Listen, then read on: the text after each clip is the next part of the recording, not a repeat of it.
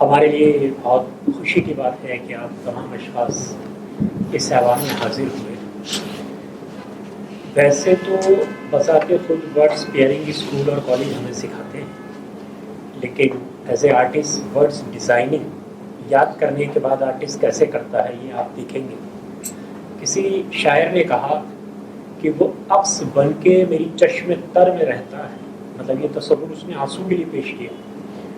वो अक्स बन के मेरे चश्मे तसव्वुर में रहता है, अजीब शख्स है पानी के घर में रहता है।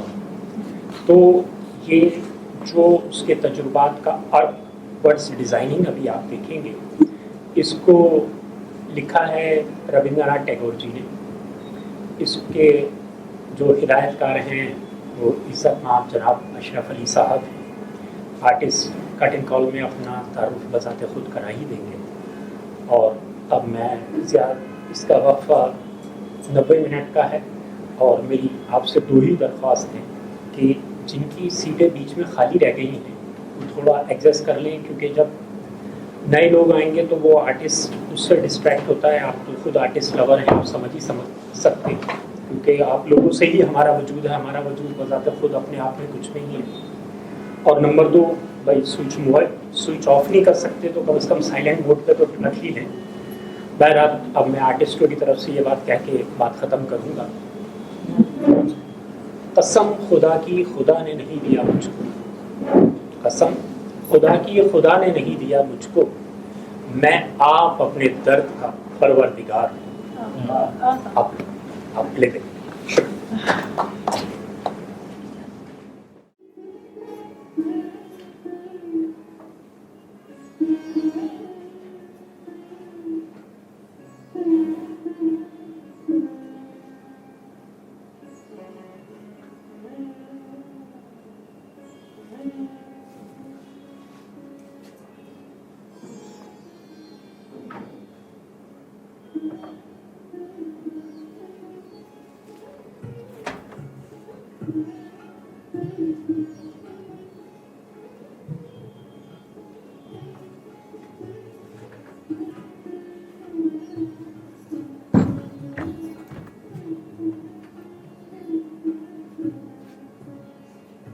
दीदी, जीजा जी कहाँ पर है?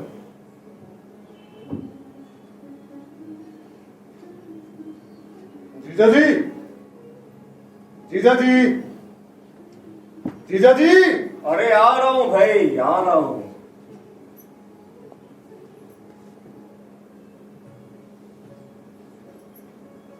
क्या हो गया? क्यों शोर मचा रहे हो? जीजा जी आप अभी तक तैयार नहीं हुए? तैयार तो मैं सुबह से हूं, बस जरा ये भारत सरकार की सीमांत नीति वाला समाचार रह गया था। तुम बताओ, बाजार की क्या खबर है? खबर कुछ अच्छी नहीं है जीजा जी। हमारे अखबार की बिक्री दिन प्रतिदिन कम होती जा रही है। हमें कुछ करना होगा। क्या करना होगा? क्यों ना हम अखबार के साथ उपहार भी भेंट करें पाठकों को? उपहार भेंट करने से खर्च और नहीं बढ़ जाएगा क्या? लेकिन अखबार की बिक्री भी तो बढ़ेगी। कितनी बढ़ जाएगी? जैसे चल रहा है वैसे चलने दो। हाँ, कुछ नए विज्ञापन दाताओं की खोज करो, शायद उसी से काम चल जाए।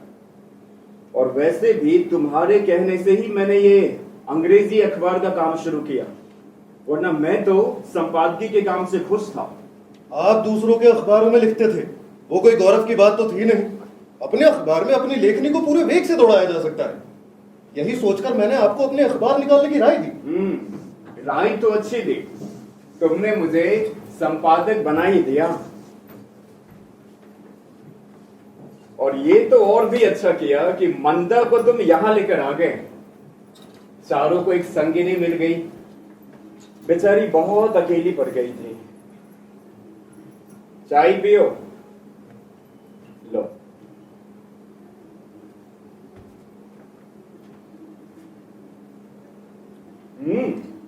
भाई मंदा ने चाय बहुत अच्छी बनाई है। अमल की चिंता है किसी को? अभी तो कॉलेज से नहीं लौटा। आ जाएगा, कभी कभार देर हो जाती है। वैसे अमल के आ जाने से तुम्हारा अकेलापन कुछ हद तक तो दूर हो गया है। है तो मेरा फुफेरा भाई, लेकिन सगे भाई से भी बढ़कर मुझे सम्मान देता है। सम्मान देगा क्यों नहीं, आप उसका हर तरीके से ख्याल जो रखते हैं, बड़े भाई होने का कर्तव्य भी तो निभाते हैं। अमल है भी तो बहुत प्यारा, बड़ा भाई मानता है मुझको, आदर भी खूब करता है। भाभी लो, अमल भी आ गया। अमल, मैं अभी भी तुम्हारे ही नाम ले रहा था, तुम्हारी भाभी भी तुम्हें याद कर रही थी। अरे अमल, क्या हुआ? तुम्हारा मूड उखड़ा सा क्यों है? भाभी, मुझे कारपेट के जूते चाहिए। कारपेट के जूते? हाँ, कॉलेज में राज घराने के जमाई खास रनिवास के हाथों के बने कारपेट के जूते पहनकर आते हैं। मुझसे सहन नहीं होता, इसलिए अब से मैं भी कारपेट के जूते पहनकर कॉलेज जाया करूंगा। तो मुझसे दाम ले लो और बाजार से खरीद लो, इसमें कौन सी बड़ी बात है? नहीं भाभी, मुझे बाजार के नहीं, तुम्हारे हाथों के बने जूते चाहिए। मेरे हाथों के बने जूते? हाँ, और अगर तुमने मुझे जूते बनाकर नहीं दिए तो मेरे कॉलेज जाना पड़ेगा। अरे भला ये क्या बात हुई? सिल दो भाई, देवर के लिए एक जोड़ी जूते सिल दो। हाँ, मैं उसके लिए यहाँ बैठी बैठी जूतों की सिलाई करती मरूं, मुझसे ना होगा। चारू जूते सीना नहीं जानती और अमल से इस बात को स्वीकार भी नहीं करना चाहती। ये है चारू का धर्म संकट।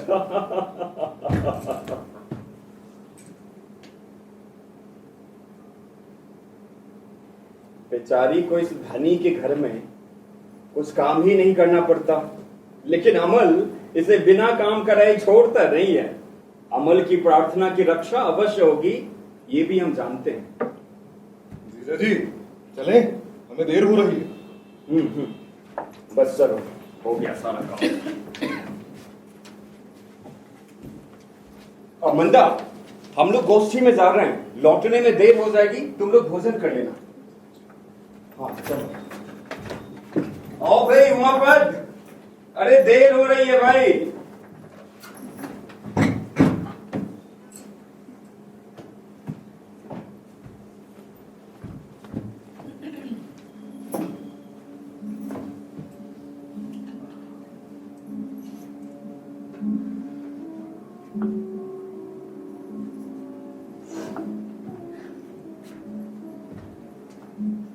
अरे भाभी, क्या बना रही हो? देवर जी, ये बगिया का चित्र है। अच्छा, जरा देखूं तो।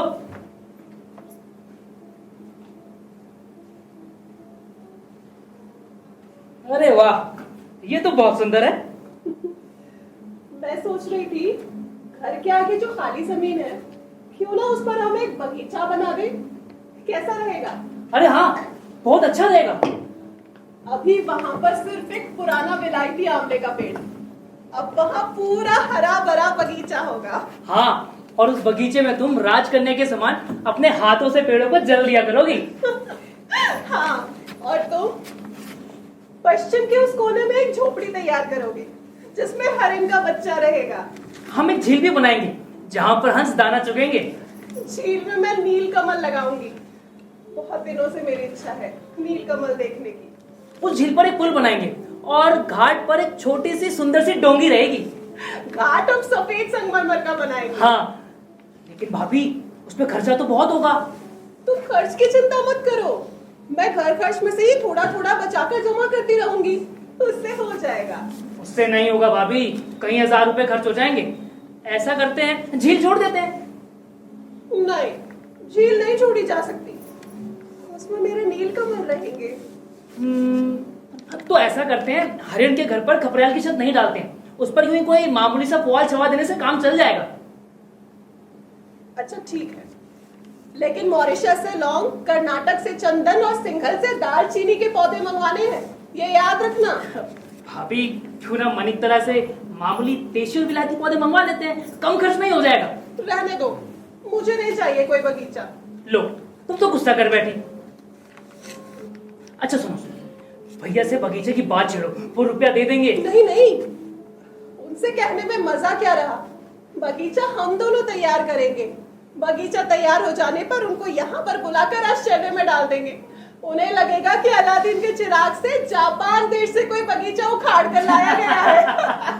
भाभी तुम भी ना। तुम लोग वहाँ बगीचे में क्या कर रहे हो?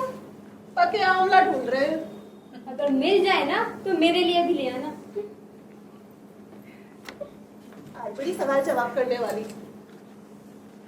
अच्छा अमन, वहां उस कोने में पत्थर की एक वेदी होगी, यहाँ पर झील और वहां पर हरिण की झोपड़ी। कितना सुंदर लगेगा ना हमारा बगीचा। हाँ बहुत सुंदर लगेगा। अमल, तुम लिख सकते तो अच्छा होता। क्यों क्यों अच्छा होता? तुमसे इस बगीचे का वर्णन करवाकर एक कहानी लिखवाती। ये हरिण की झोपड़ी, वो विलायते आंवले की छाया, ये झील, पेड़ों पर गाती कोकिला और कोकिला का मधुर स्वर, कू कू कू कू कू कू। हमारे अलावा कोई नहीं समझ पाता कि कितने जतन से हमने ये बगीचा तैयार किया है। तुम लिखने की कोशिश करो ना, मुझे लगता है तुम जरूर लिख सकोगे। और अगर मैं लिख सका तो मुझे क्या दोगी? क्या चाहिए? हाँ, मैं अपनी मसेरी की छत पर एक लता चित्रित कर दूंगा। तुम्हें वो पूरा का पूरा रेशम से काट देना होगा। कमल, तुम तो अति करते हो। भला मसेरी की छत पर रेशम से कढ़ाई, ये क्या बात हुई?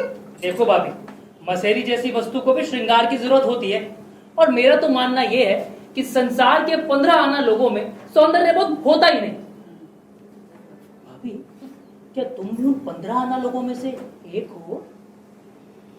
अच्छा ठीक है, मैं मसेरी की छत तैयार कर दूंगी, मगर तुम्हें लिखना होगा। तुम लिखना शुरू कर दो। और तुम सोचती हो कि मैं लिख नहीं सकता? अच्छा, मतलब तुमने जरूर कुछ लिखा है। लाओ दिखाओ। नहीं भाभी, दिखाओ। भाभी दिखाऊंगा नहीं। आज दिखाना नहीं, पड़ेगा। नहीं भाभी नहीं, दिखा। भाभी नहीं, दिखा। भाभी नहीं बोला ना, मैं दिखाऊंगा। भाभी नहीं, भाभी माना करो, भाभी भाभी भाभी ना। क्या भाभी तुम भी ना।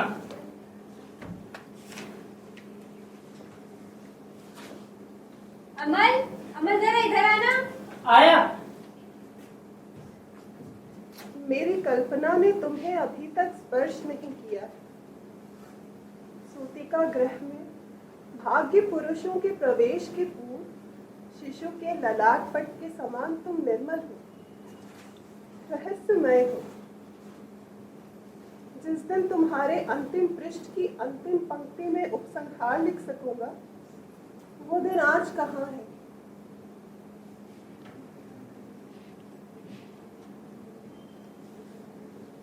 आज मैंने साहित्य के मादक रस का प्रथम पान किया है। साथ ही नया और रसना भी नवी।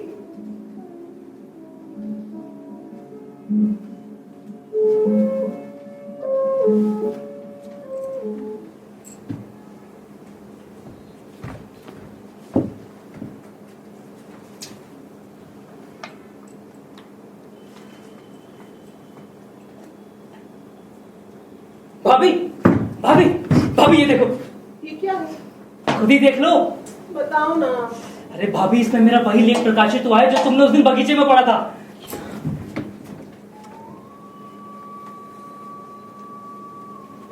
भाभी, तुम्हें खुशी नहीं हुई?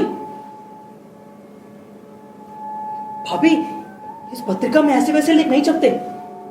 संपादक बड़ा आदमी होता है, 100 लेखों में से एक छांटता है। हाँ,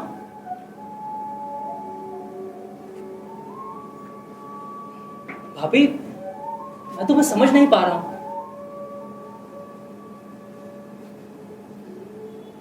अच्छा, मैं हाथ मुंह धोकर आता हूं, तुम मेरे लिए भोजन लगा दो।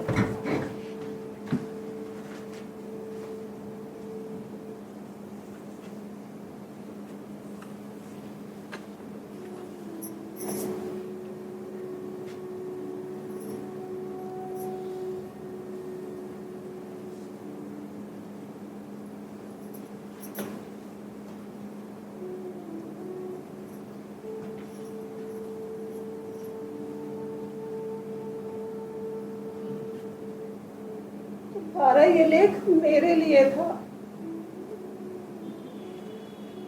ये मेरी भी संपत्ति थी। तुम लेखक और मैं पाठक। इस लेख की गोपनीयता ही इसका प्रधान रस था। अब इस लेख को हर कोई पढ़ेगा। बहुत से लोग प्रशंसा करेंगे, किंतु ये भी सच है, एक लेखक की आकांक्षा केवल एक पाठक पर से ज्यादा दिन तक तृप्त नहीं रहती। चारू, अपना अमल इतना अच्छा लिख सकता है, ये तो मैं जानता ही नहीं था। तुम्हें कैसे पता चला? वो अपना निशिकांत खूब प्रशंसा कर रहा था। निशिकांत बांग्ला रचना की अच्छी समझ रखता है। वो कह रहा था कि अमल का लेख बहुत सुंदर है, अमल एक दिन बहुत बड़ा लेखक बनेगा।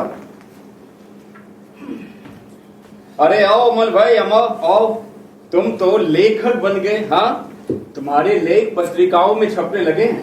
भाभी की प्रेरणा से संभव हुआ है भैया। हाँ, मैं भोजन का प्रबंध करती हूँ।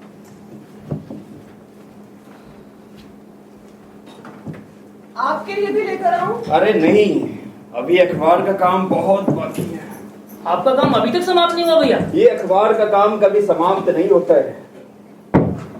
एक चारू है जिसके पास समय काटने के लिए कुछ भी नहीं।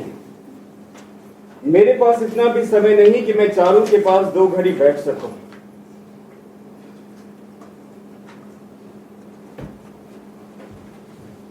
भाभी बहुत भूख लगी है, लो देखिए तो तुमने आज क्या बनाया है।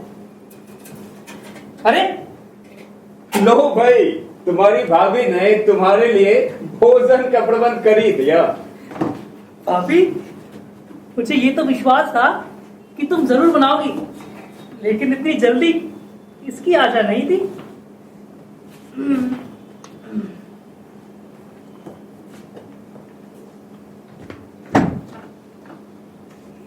भाभी भाभी, ये उनका बात बहुत अच्छे हैं, मुझे बहुत पसंद आए। थैंक यू सो मच भाभी। अब भाभी, मुझे इस बार एक गुलबंद चाहिए। रेशम के रुमाल पर फूल काटकर उसके किनारे से सिलाई कर देना। और हाँ, जो मेरे बैठने की बड़ी कुर्सी है उसे तेल की दाग से बचाने के लिए एक कशीदे का गिलाफ भी सिल देना। अमल, तुम अति करते हो। तुम्हारी रोज रोज की फरमाइशों से ना मैं तंग आ चुकी हूँ। अरे भाई, बदले में तुम भी अमल से कोई काम करवा लिया करो। अच्छा, देवर जी क्या करेंगे मेरे लिए? अमल, तुम तो जानते ही हो, तुम्हारी भाभी को लिखने पढ़ने का बहुत शौक है। तुम भाभी को पढ़ा दिया करो। हाँ, ये काम तो मैं कर सकता हूँ। मुझे पढ़ाकर अमल का समय नष्ट करना क्या ठीक बात है? अमल को तुमने मामूली प्राइवेट ट्यूटर समझ रखा है। तुम्हारी जैसी भाभी यदि मुझे पढ़ाने को बस बस रहने दो। पति बने हो, यही क्या कम आफत है?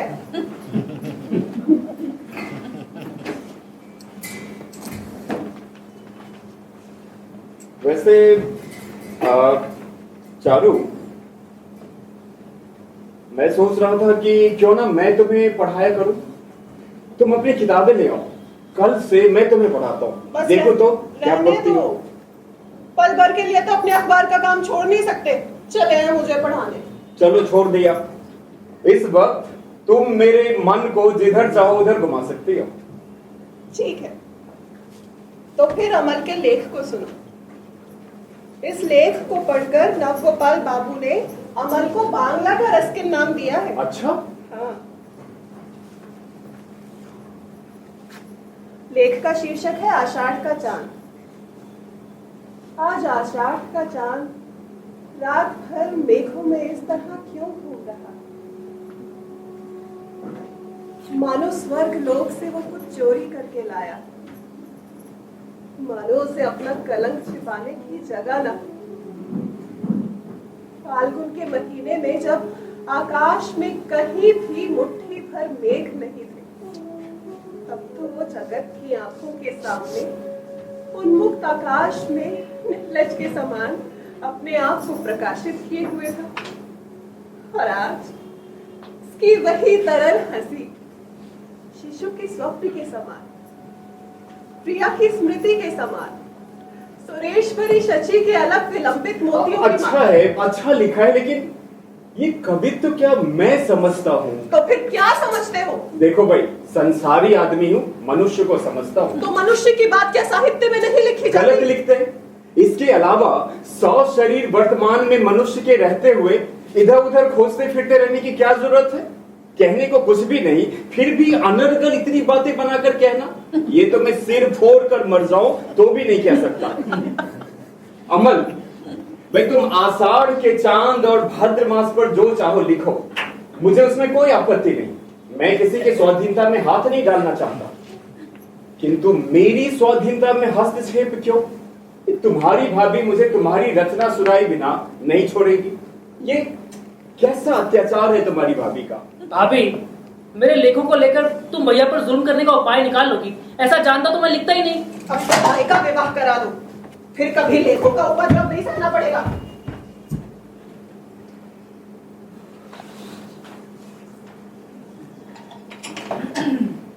अमल,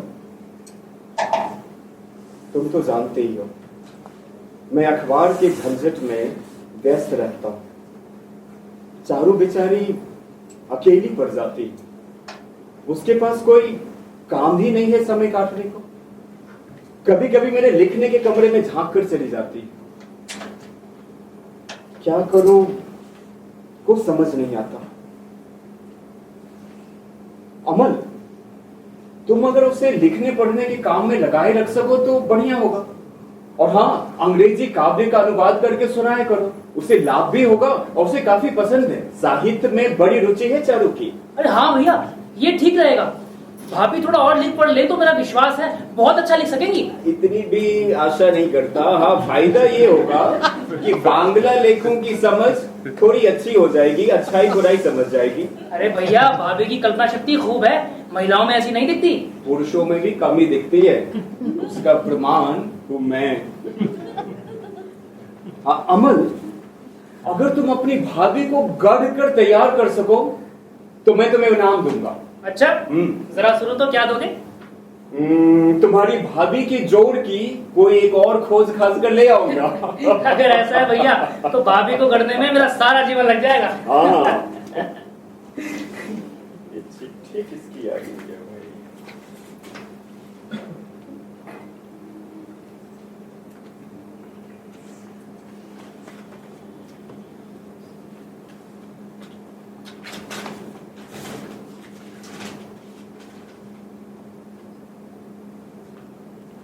कागज वाले की चिट्ठी है, इसमें लिखा है 2700 रुपया बाकी है, मगर ये रकम तो मैंने उमापत को दे दिया था, तो फिर ये चिट्ठी क्यों? उमापत से बात करनी पड़ेगी।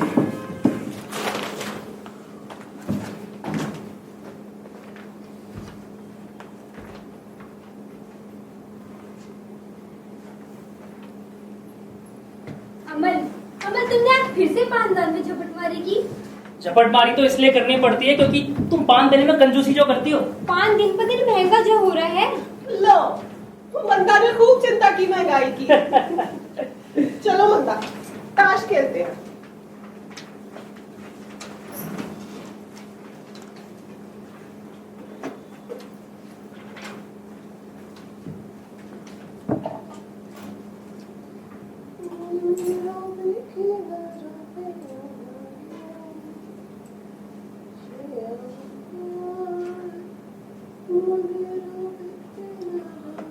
अभी मेरे नए लेख सुनोगी? अभी नहीं, बाद में। बाद में? तो जब ये खेल समाप्त हो जाएगा। अरे खेल कब समाप्त होगा? जब मंदा हार जाएगी। लो, मैं तो खेलने से पहले ही हार गई। अमल, अब सुनाओ अपने लेख। अमल की लेखनी क्या तुमको समझ में आएगी? मैं मूर्ख ही सही, पर सुनना चाहूँ तो समझ नहीं पाऊंगी क्या? अरे मंदा भाभी, तुम मेरे लेख सुनो, ये तो मेरा सौभाग्य है। तुमने कहा था कि मुझे लाइब्रेरी से पुराने मासिक पत्रिका लाकर दोगे। आज थोड़ी, आज ही भूल गए। अरे भूलूंगा क्यों? तुमने तो कहा था कि कल लेते हैं। बस बस रहने दो, मैं खुद लाइब्रेरी जाकर ले आऊंगी, बहाने मत बनाओ। अरे जाओ भाई, जाके मना लो अपनी रूठी भाभी को, नाराज हो गई तुमसे। रुकने दो, तुम मेरा ये लेख सुनो। मुझे अपना लेख सुनाओगे तो मुश्किल में पड़ जाओगे। क्यों मुश्किल कहेगी? तुम सुनो, तुम्हें सुनाऊंगा। रहने दो, मत पढ़ो।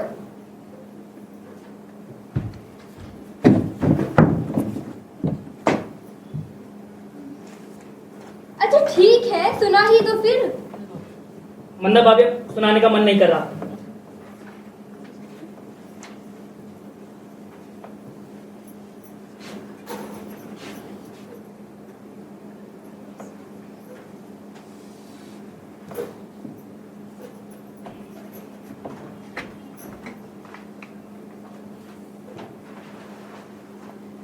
मंदा भाभी, तुम भी लिखा करो ना।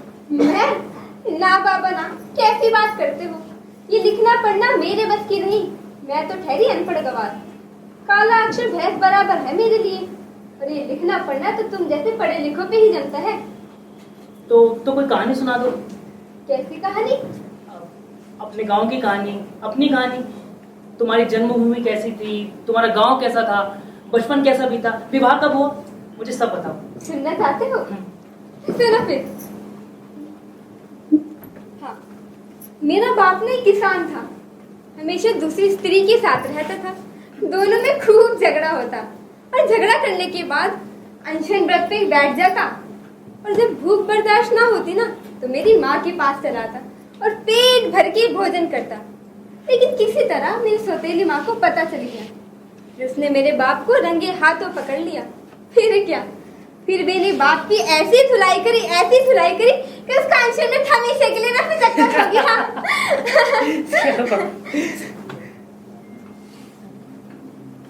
भाभी, तुम इतनी जल्दी कैसे लौट आई? यही तो देख रही हूँ, बहुत जल्दी लौट आई।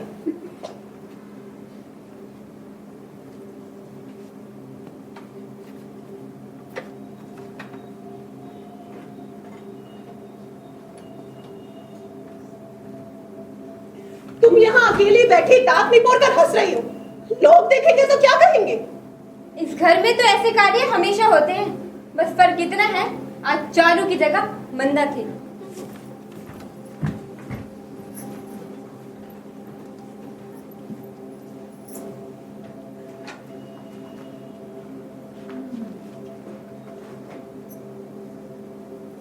कल तक कमल को पान देने में आनाकानी करने वाली मंदा आज अचानक अमल पर मेहरबान क्यों होने लगी? क्या इसलिए कि अमल को ख्याति प्राप्त होने लगी है? लेकिन अमल की ख्याति में तो मैं हूं, उसके लिखने के मूल में भी मैं हूं। अमल अब मेरे हाथों से निकलकर किसी और के हाथों में चला जाएगा? नहीं, मुझे इसका प्रतिकार करना होगा। मगर कैसे? अगर अमल लिख सकता है तो मैं क्यों नहीं? मैं लिखूंगी। मंदा में और मुझ में बहुत अंतर है, ये मैं प्रमाणित करके रहूंगी।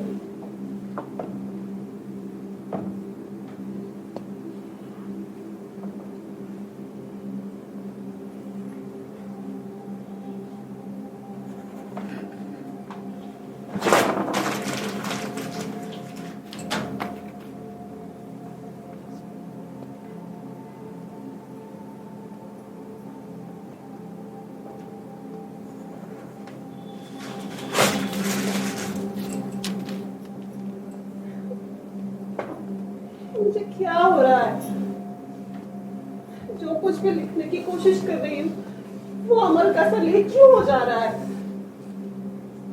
मैं अमल से हटकर क्यों नहीं सोच पा रही?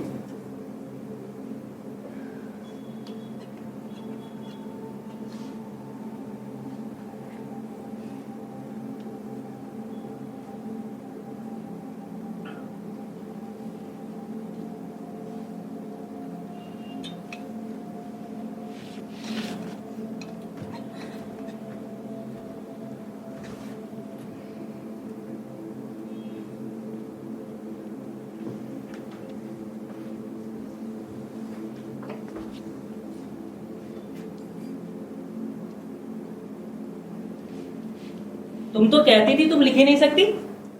ये पीछे चक्कर क्या देख रहे हो? बड़ी ज्यादती है ये तुम्हारी। प्रकट रूप से नहीं देख पाता इसलिए। मेरी कॉपी दो। पढ़ने तो दो। अमल, अगर तुम पढ़ोगे ना तो तुम्हारे साथ हमेशा गली कुट्टी हो जाएगी। अगर तुम पढ़ने से रोकोगी तो तुम्हारे साथ हमेशा के लिए कुट्टी हो जाएगी। अमल, तुमसे तो पार पाना मुश्किल है। अब भाभी कहाँ जा रही हो?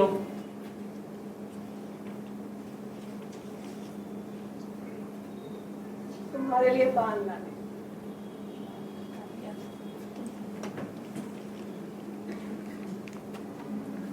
ऐ चांद, तुम मेघों के बीच छिपे चोरों की तरह क्यों घूम रहे हो? सहसा कहां से आकर अपने नीलांचल के नीचे तारों को चुराकर भागे जा रहे हो। तुम भागते हो इसलिए कि मैं तुम्हें पकड़ नहीं सकती, तुम्हें अपनी भुजाओं में जकड़ नहीं सकती।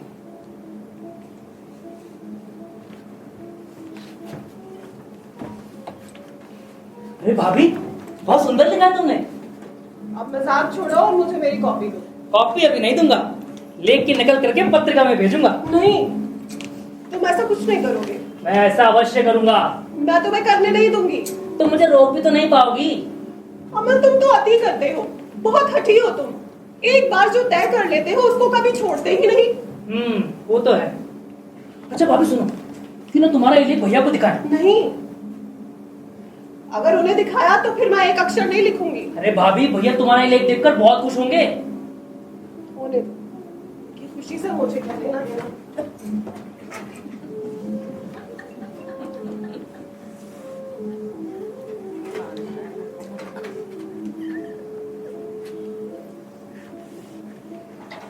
अच्छा अमल, क्यों ना हम एक मासिक पत्रिका निकालें? कैसा रहेगा? विचार तो अच्छा है, लेकिन पत्रिका चलेगी कैसे? हमारी इस पत्रिका में कोई खर्च नहीं आएगा, छापा तो जाएगा नहीं, हाथ से ही लिखेंगे। उसमें मेरे और तुम्हारी रचनाओं के अतिरिक्त और किसी का लेख नहीं निकलेगा। केवल 2 प्रतियां निकालेंगे, एक तुम्हारे लिए और एक मेरे लिए। मेरी रचनाओं को तुम पढ़ना और तुम्हारी रचनाओं को मैं। ठीक है ना? फिर तो संपादक लोग मुझे मार ही डालेंगे। क्यों? अरे मेरे लेख उन तक जो नहीं पहुंचेंगे। और अगर तुमने अपने लेख कहीं और छपवाए तो मैं तुम्हें मार डालूंगा। भाभी, अरे भाभी छोड़ दो। अरे भाभी, अरे भाभी, अरे इतने सारे डाक किसके हैं? और किसके होंगे? सब अमल के। अमल के? हाँ हाँ, सब अमल के। ये देखो, ये है कवि सम्मेलन का निमंत्रण पत्र, ये साहित्य गोष्ठी, ये सदस्य बनाने का निमंत्रण, ये सभापति बनाने का अनुरोध, और ये सारे नाम हस्ताक्षर विहीन रमणियों के पत्र। रमणियों के? हाँ, रमणियों के। अब अमल वो अमल नहीं रहा, बहुत बड़ा साहित्यकार बन चुका है।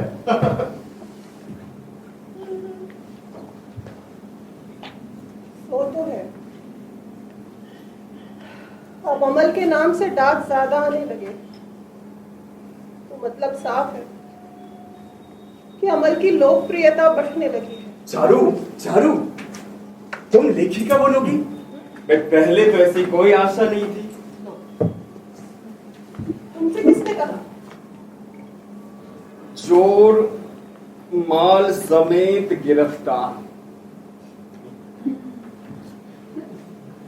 और हाँ, ये देखो, आधुनिक बांग्ला लेखन का ढंग। इसमें लेखक ने गद्य रचनाओं को गाली देते हुए बहुत कड़ा निबंध लिखा है। इसमें अमल की लेखन शैली का कटु उपहास किया है और तुम्हारी तारीफ। लेखक लिखता है कि नवीन लेखिका श्रीमती चारुलता की भाषा की अकृत्रिम सरलता, अनायास सरसता और चित्र रचना प्रशंसनीय है। इस रचना प्रणाली का अनुकरण करके साहित्य रचना से ही अमल कंपनी का विस्तार संभव है, वरना जरूर फेल होगी इस तरह की तमाम प्रयासें। देखा, गुरु गुरु ही रहा और चेला बन गया शक्कर। गुरु गुरु चेला शक्कर।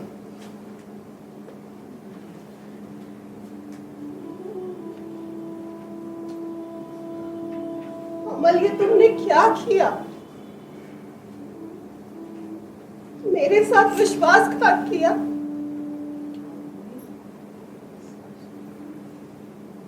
मैंने ये लेख केवल तुम्हारे लिए लिखा था। तुम्हारे और मेरे बीच एक अनुबंध हुआ था। तुम्हारी रचनाओं को मैं पढ़ूंगी और मेरी रचनाओं को तुम। फिर तुमने ऐसा क्यों किया?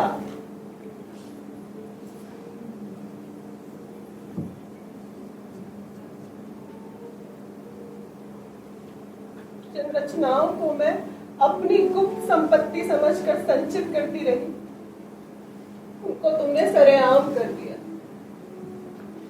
बड़ी साध के साथ पाले गए पक्षियों को पिंजरा खोलकर उड़ा दिया। भाभी, मत कहो मुझे भाभी। आज मैं होश में नहीं हूं। मुझे गाली देकर तुम्हारी रचनाओं की प्रशंसा की गई है, इसीलिए तुम प्रसन्नता के कारण होश में नहीं हो। अरे तुम्हें तो यह करना चाहिए कि इस पत्रिका को फाड़ कर इसके टुकड़े टुकड़े कर आग में जला दो। क्यों जला दूं आग में? किस अधिकार से तुम मेरे जलाने की बात कर रहे हो? किस अधिकार से तुमने मेरी रचना इस पत्रिका में छपवाई? बोलो। तुम्हारी रचनाओं को पत्रिका में छपवाकर मैं तुम्हें विस्मित कर देना चाहता था। तो फिर छप जाने के बाद बताया क्यों नहीं? शायद इसलिए कि उस लेखक की समालोचना ने तुम्हें बहुत चोट पहुंचाई है। इस मूर्ख की समालोचना पढ़कर अपने गुरु की अपेक्षा अपने को बड़ा समझने की मूर्खता न करो भाभी। इसमें मूर्खता की क्या बात है? तुमसे अपनी हार बर्दाश्त नहीं हो रही है, इसलिए इस लेखक को मूर्ख बताने का सफल प्रयास कर रहे हो। मुझे नहीं पता था कि तुम इतनी महत्वाकांक्षी हो।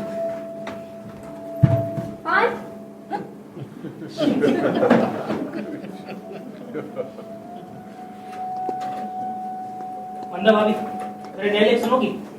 कितने दिनों से कह रखा है कि सुनाऊंगा सुनाऊंगा, पर सुनाते तो हो नहीं। और क्या ही फायदा, रहने दो। क्या पता फिर कोई नाराज हो जाए। नाराज कौन होगा और क्यों होगा? तुम सुनो मेरा लेख। मैं किसी का दास नहीं, किसी को भी अपना लेख सुनाने की स्वतंत्रता है मुझे। तो ठीक है, फिर आ जाओ मेरे साथ।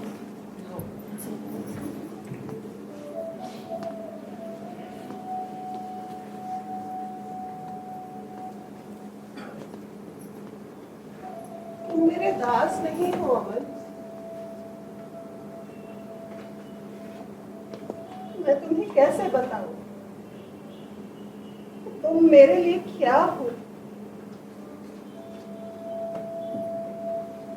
संसार में प्रतिष्ठा प्राप्त करके जो व्यक्ति सहज ही किसी भी युवती की दृष्टि आकर्षित कर सकता है, वो व्यक्ति तुम हो। तुम मेरे भीतर बाहर इस प्रकार व्याप्त रहते हो कि तुमसे बच निकलने का मुझे कोई स्थान ही नहीं मिलता। तुमने बड़े यत्न के साथ अपने हृदय में प्रतिष्ठित कर लिया है मन। तुम ही मेरे जीवन का श्रेष्ठ गौरव हो।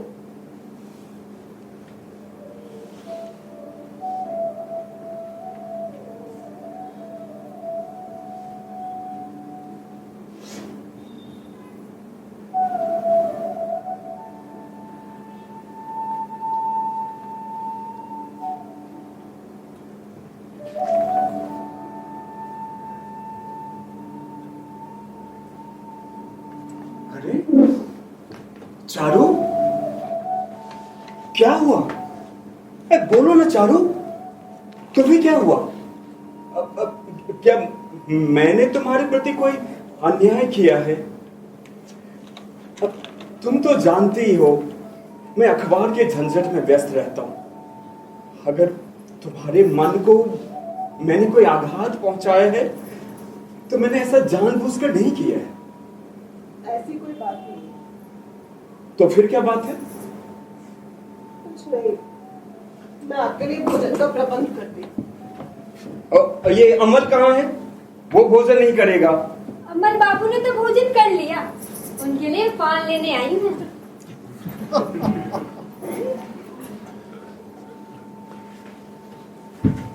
कुछ दिनों से मुझे मंदा का व्यवहार बिल्कुल ठीक नहीं लग रहा। उसको अपने घर में रखने का मुझ में अब और साहस नहीं है। क्यों? अब इस मंदा ने क्या किया?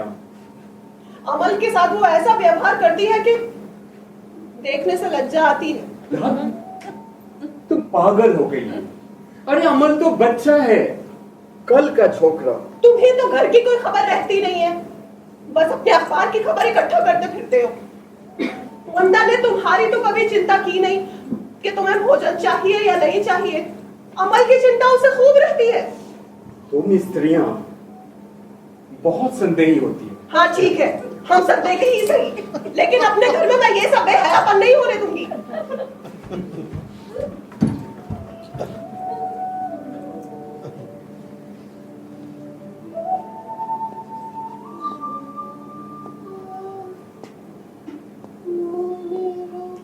चारो, चारो, तुम्हें मालूम है तुम्हारे इस भाई उमापत ने क्या किया है? क्या हुआ? क्यों चिल्ला रहे हैं? तुम्हारे इस भाई ने मेरे नाम से बाजार में बहुत सारी उधारी कर रखी है। ये जो अपना मकान बनवा रहा है उसका भी सारा सामान मेरे नाम पे उधार ले रखा है। कागज वाले के लिए जो रुपया दिया वो भी कागज वालों के पास नहीं पहुंचा। पूछो इससे। मैं कहीं चला तो नहीं जा रहा, धीरे धीरे करके सब चुका दूंगा। यदि तुम पर एक कौड़ी भी उधार रहे तो मेरा नाम उमापत नहीं। तुम्हारा नाम बदलने में मेरी कोई प्रसन्नता नहीं है। तुमने मेरे साथ धोखा किया है। क्या किया है? फिर से कहना। समझ नहीं आया? तुमने मेरे साथ धोखा किया है।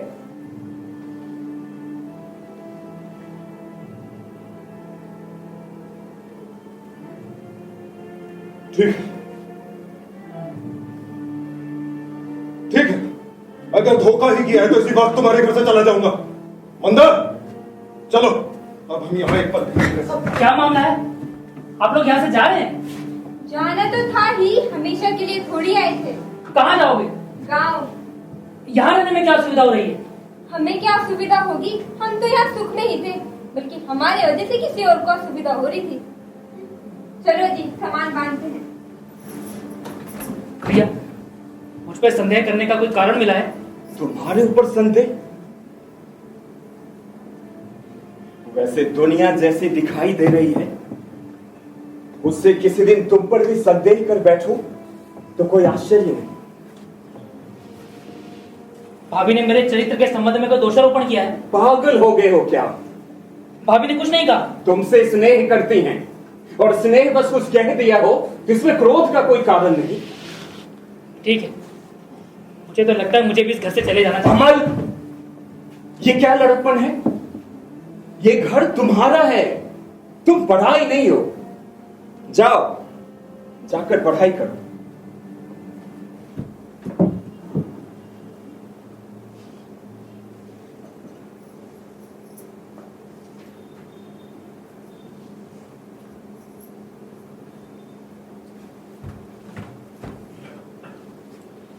अब क्या होगा? आपके ऊपर तो कर्जा हो गया, घर में भी कुछ नहीं है, अब किसके आगे हाथ फैलाएंगे? हाथ? तुम हाथ फैलाने की बात कर रही हो? अरे मैं अपने रुपए लेने मतीलाल के पास गया था, जिसे मैंने संकट के समय उधार दिए थे। आज जब उसके पास गया तो कहता है किन रुपयों की बात कर रहे हो, वो तो मैंने वापस कर दी। मैं उसे देखता रह गया, चुपचाप वापस लौट आया, ये सोचकर कि कुछ कहा सुनी हो गई तो मेरा ही मजाक बनेगा। ऐसा लग रहा है मानो चारों ओर दुनिया बदलती जा रही है। संसार के जिस अंश पर से नजर हटा ली थी उसकी तरफ देखता हूं तो सिहर उठता हूं। चारों ओर छल फरेब धोखा, क्या यही दुनिया है?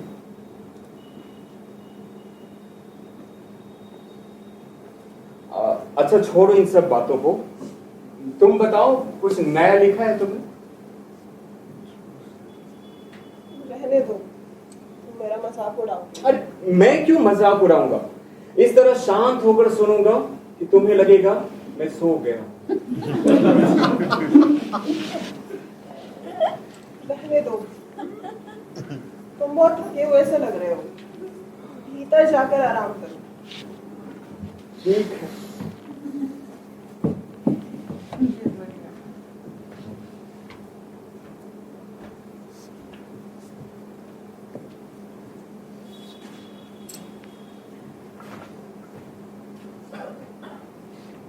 भाभी, भैया को क्या हुआ?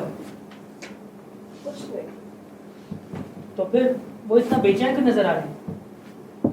किसी अखबार वाले ने इनके अखबार को गाली दी। अमन, आज मैंने अमावस्या के आलोक शीर्षक पर एक लेख लिखा है, पढ़कर सुनाऊं? नहीं, रहने दो।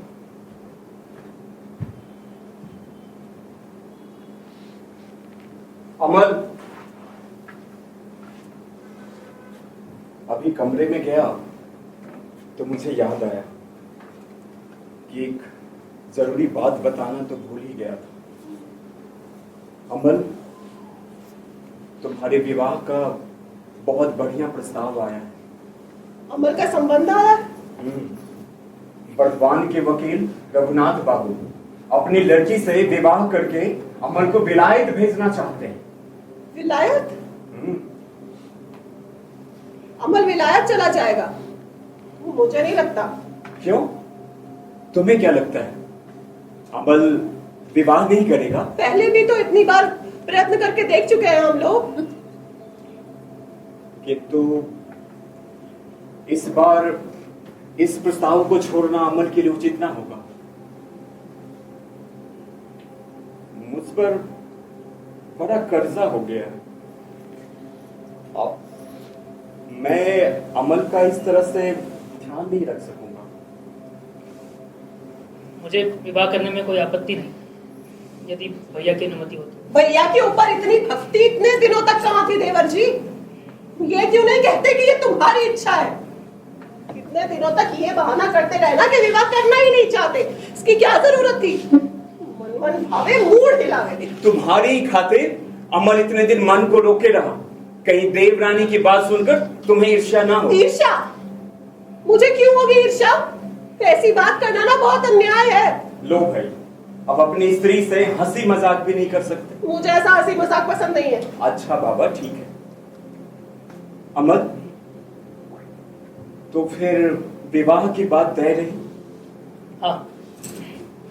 लड़की अच्छी है या बुरी है ये देखने की भी देरी नहीं सह सकते। हमारी ऐसी दशा हो गई है, इस बात का तो जरा आभास नहीं दिया। ऐसे अमल लड़की देखना चाहे तो मैं बंदोबस्त कर सकता हूँ। नहीं, लड़की देखने की कोई जरूरत नहीं। भला ऐसा होता है क्या? ये अगर नहीं देखना चाहे हम तो देखेंगे। वैसे मुझे मालूम है लड़की बहुत सुंदर है। इस देखने दिखाने को लेकर फिजूल देर करने की जरूरत नहीं। चलो अच्छा हुआ, अमल शादी के लिए राजी हो गया। अब मैं आराम से विश्राम कर सकता हूँ।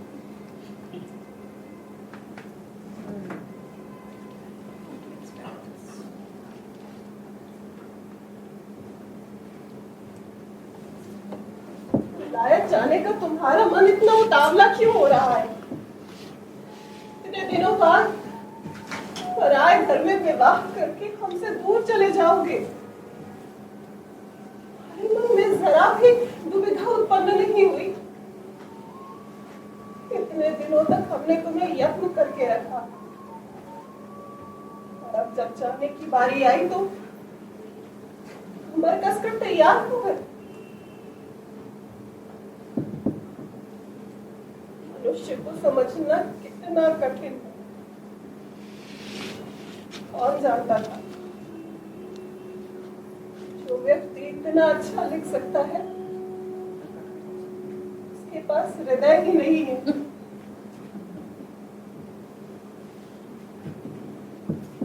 दूर चले जाओगे। हमारे बीच आपस में जो एक दूरी की लकीर खिंच गई है उसे दूर करने का भी कोई अवसर ना दोगे। और भावच के बीच जो एक मधुर संबंध था, प्रगाढ़ मित्रता, लड़ाई, गहरे स्नेह के उपद्रव, उन सबको धूल में मिलाकर दूर चले जाओगे, जरा भी परिताप न होगा? चारू, मुझे नींद नहीं आ रही। मैंने एक फैसला लिया है। इस अखबार को अब मैं बंद करने जा रहा हूं। अब और खर्च नहीं जुटा सकता। जनसाधारण नामक एक अत्यंत निर्मम पदार्थ की जिस साधना में मैं दिन रात एकाग्र मन से लगा था, उसे एक क्षण में विसर्जित करना पड़ रहा है। मैं पिछले 12 वर्ष से जिस परिचित पथ पर लगातार चल रहा था, सहसा वो एक जगह जलमग्न हो गया। अमल भी अब चला जाएगा। उस दिन तुमको बहुत सूना सूना लगेगा सब। तुमको अपने अखबार की चिंता नहीं है? जाने दो, अखबार गया, अच्छा हुआ, मुक्ति मिली।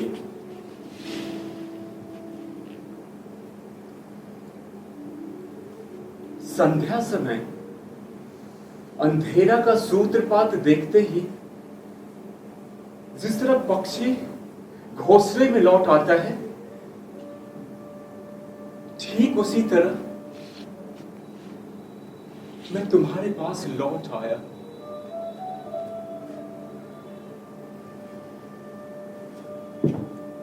बस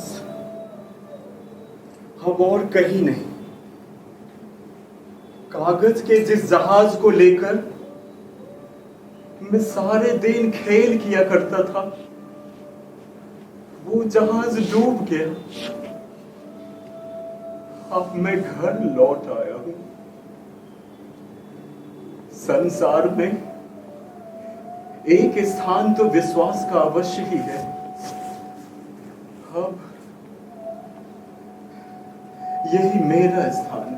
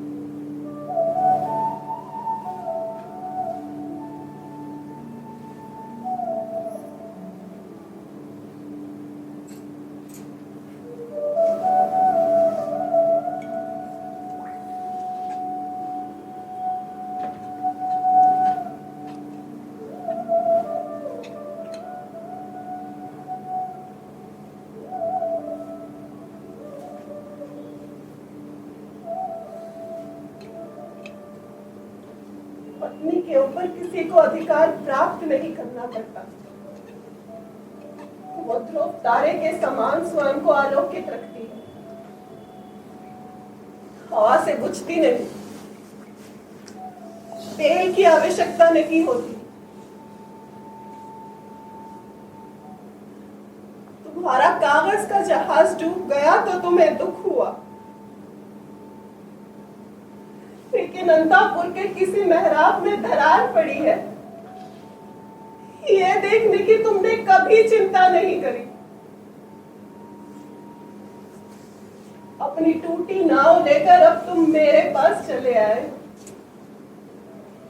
लेकिन मैं अपना टूटा हृदय लेकर कहां जाऊं? जाऊं?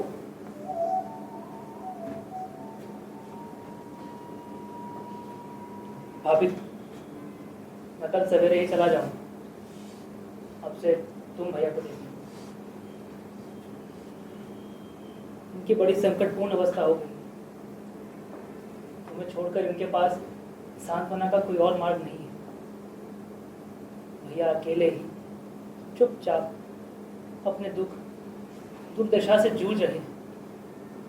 उन्हें कहीं से भी सहायता या सांत्वना नहीं मिल रही है। तुम चले जाओगे तो तुम्हारे लेखों का क्या होगा? आषाढ़ का चांद और अमावस्या का आलोक, इन सब का क्या होगा? चूल्हे में जाएंगे। आषाढ़ का चांद और अमावस्या का आलोक। बैरिस्टर होकर लौटने पर यदि भैया की सहायता कर सका तभी समझो मैं एक सच्चा पुरुष हूँ। और हमारे उस बगीचे का क्या होगा जिसको लेकर हमने इतने सपने देखे थे? उसे नष्ट कर देना।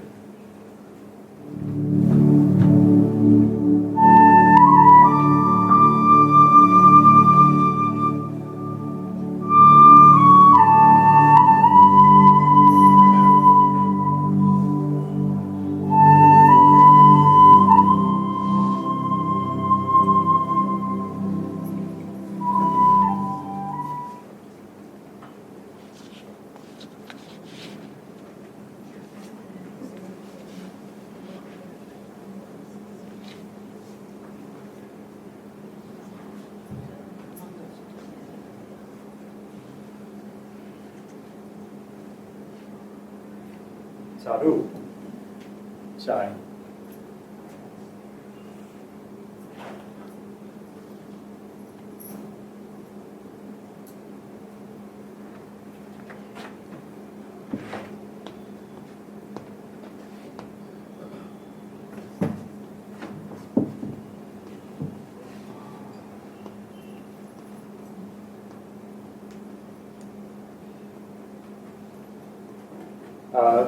चारू, मैंने अखबार से छुट्टी ले ली है और मैंने प्रतिज्ञा की है कि अब तुमको लेकर लिखना, पढ़ना, प्रेम और प्रतिदिन के गृहस्थ के छोटे छोटे कामों में समय बिताऊंगा। ये घरेलू सुख बहुत सुलभ होते हैं और साथ ही बहुत सरल भी।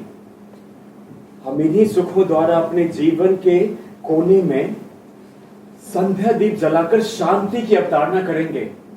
हास, परिहास, वार्तालाप वो मनोरंजन के लिए छोटे मोटे आयोजन करेंगे।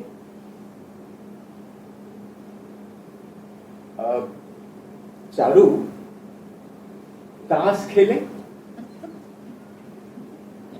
नहीं, मन नहीं। चारू, क्यों ना मंदा को बुला लिया जाए? तुम बहुत अकेली पड़ गई हो। मंदा की मुझे आवश्यकता नहीं। चारू, कुछ पढ़कर सुनाऊं? सुना। क्या सुनाऊं? जो तुम्हारी इच्छा। 12 साल से अखबार में लिखते लिखते पत्नी के साथ कैसे बात करते हैं, ये विद्या बिल्कुल गंवा दी है मैंने।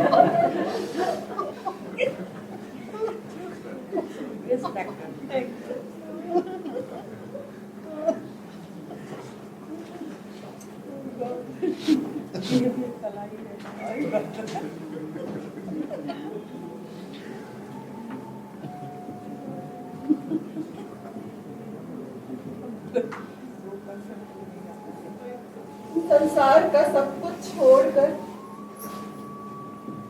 केवल मुझसे अपने जीवन का संपूर्ण आनंद प्राप्त करने की चेष्टा कर रहे हैं।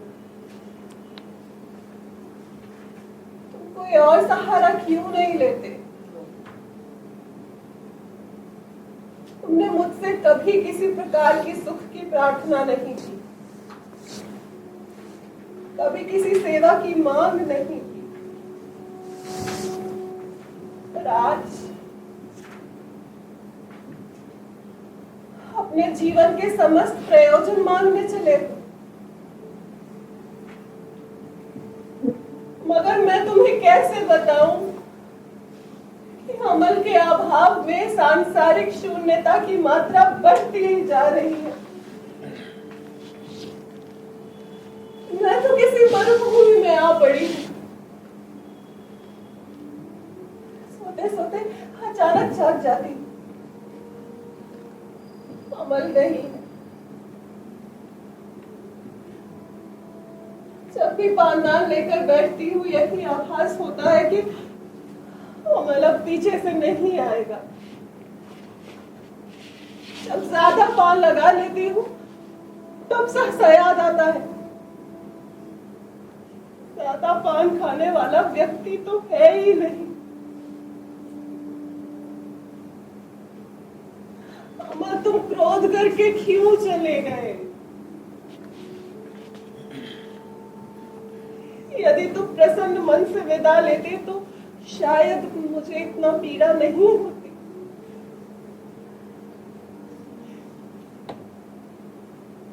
अमल मैं तुम्हें एक दिन भी नहीं भूली।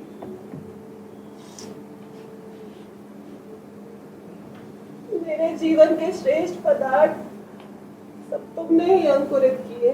चारू, चारू, तुमने लिखना एकदम क्यों छोड़ दिया? क्या कहने हैं मेरे लेख के? सच कहता हूँ, तुम्हारी जैसी बांग्ला तो आजकल के किसी लेखकों में और मैंने किसी की नहीं देखी। देशबंधु ने जो लिखा था मेरा भी वही मत है। अच्छा चारू, मेरे एक मित्र ने अभी अभी लिखना शुरू किया है।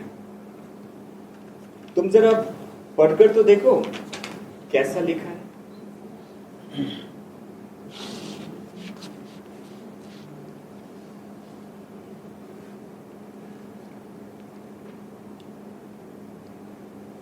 तुम्हारे मित्र का ये पहला लेख? हाँ, मित्र का पहला लेख है।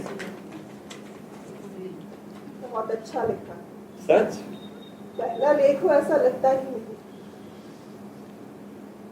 क्यों इस प्रकार लड़कपन कर रहे हो? मैं जानती हूँ ये तुम्हारा ही लेख है। अपने लेख किसी और के बताकर मुझे पढ़ने के लिए दे रहे हो, ये सोचकर कि मैं मूर्ख हूँ।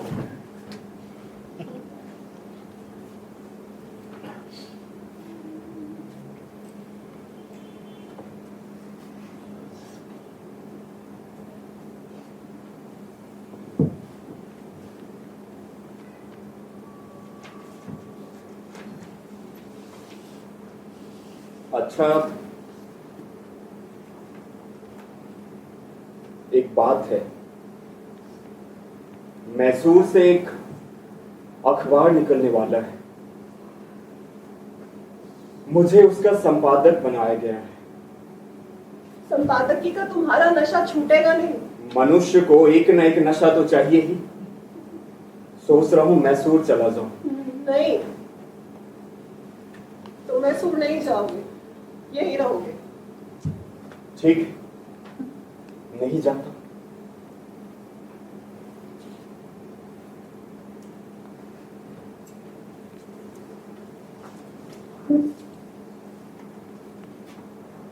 सुनो, क्या हम ये नहीं कर सकते कि विलायत एक तार बेचकर ये नहीं जाना जा सकता कि अमल कैसा है? अमल बिल्कुल ठीक है, और तार भेजने में कम खर्चा नहीं है। लगभग 100 रुपए का धक्का है।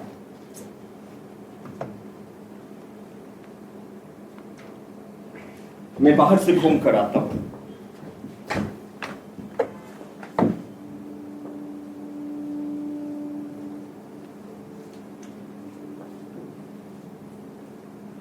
अमल, तुम्हारी तबीयत ठीक है, फिर भी तुम चिट्ठी नहीं लिखते। क्यों नहीं लिखते? एकदम से इतना कठोर विच्छेद क्यों? पहले अदन से चिट्ठी लिखी थी, उसमें प्रणाम लिखा था। स्वेत से जो चिट्ठी लिखी उसमें भी प्रणाम। माल्टा से जो चिट्ठी लिखी उसमें भी प्रणाम। तुम प्रणाम लिखने के अलावा कुछ और क्यों नहीं लिखते? तुम विलायत चले गए, मुझे लगा था कि मेरे नाम एक लंबी चिट्ठी आएगी,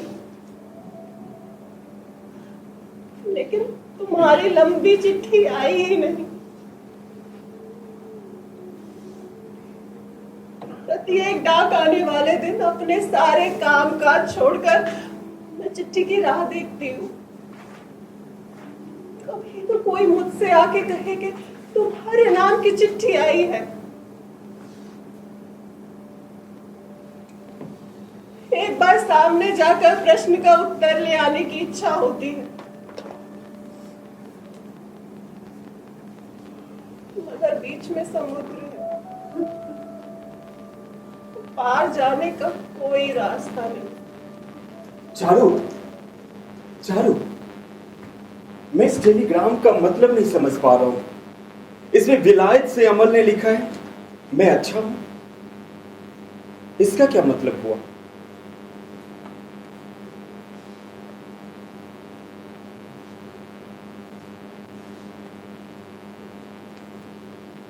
क्या तुमने अमल को कोई तार भेजा था?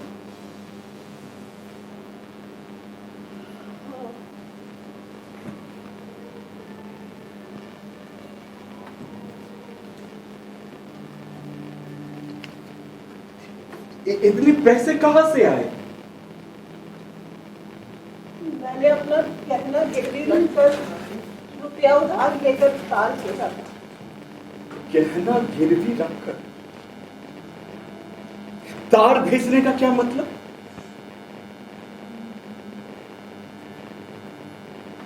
तुमने ये अति क्यों की? अब मैं वो सब कुछ देखने लगा हूं जिसकी मैंने कभी कल्पना तक न की। पूरी दुनिया मेरे लिए पुरानी शुष्क जेन हो गई है। चारों ओर से चोट खाकर, बाहरी संसार से नाता तोड़कर मैं तुम्हारे पास लौटा था, किंतु अब मुझे ज्ञात हुआ कि छिन्न शक्ति नारी हृदय कैसे प्रबल संसार द्वारा चारों ओर से आक्रांत हो गया है। कोई भी ऐसा नहीं जिसके सामने सब बातें कही जा सके। कोई भी ऐसा स्थान नहीं जहां जाकर हृदय खोलकर हाहाकार किया जा सके।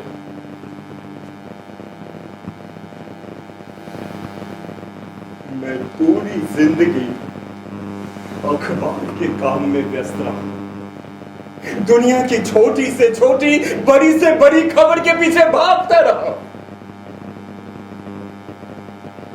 लेकिन सबसे बड़ी खबर का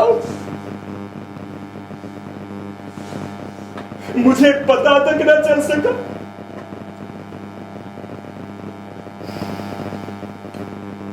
सहसा बाढ़ आ जाने से जिस प्रकार भयभीत व्यक्ति जहां सबसे ऊंची जगह देखता है वही दौड़ जाता है, ठीक उसी प्रकार मैं दौड़कर तुम्हारे पास आया था, ये सोचकर कि चारू तो मुझे धोखा नहीं देगी। मुझे क्या पता था कि अब तो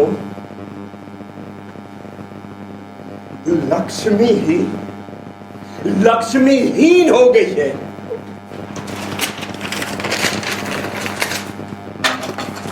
ये क्या किया? जब मन व्यथित रहता है तो छोटे से आघात से भी व्यथा का अनुभव होता है। मैं खाली हाथों से प्रार्थी बनकर तुम्हारे पास लौटा था।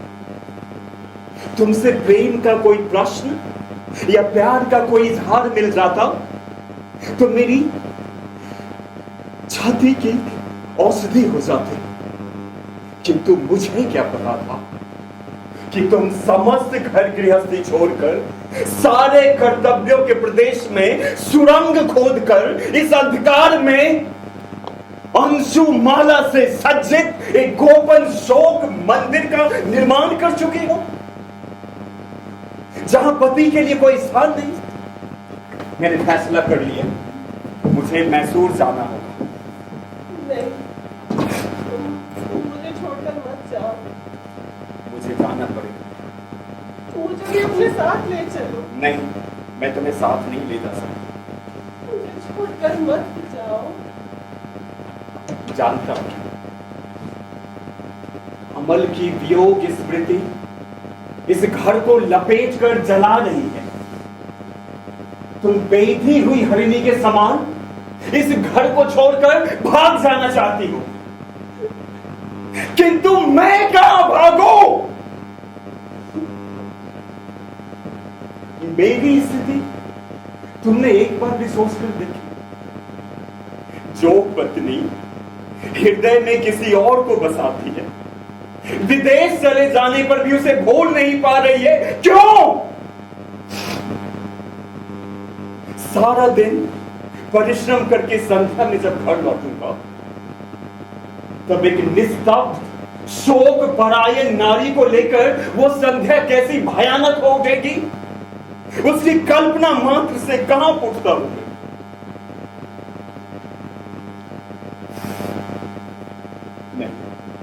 जिसके हृदय पर मृत भार है, उसे छाती से लगाकर रखना, यह मैं कब तक सह सकूंगा?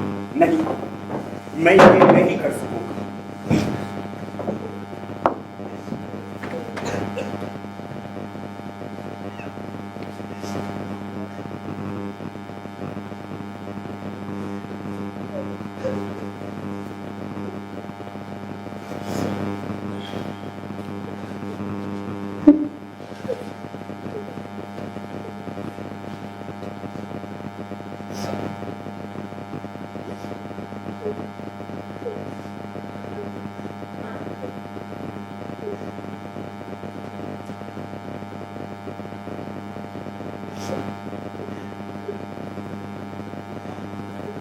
अच्छा ठीक है, चलो तुम भी।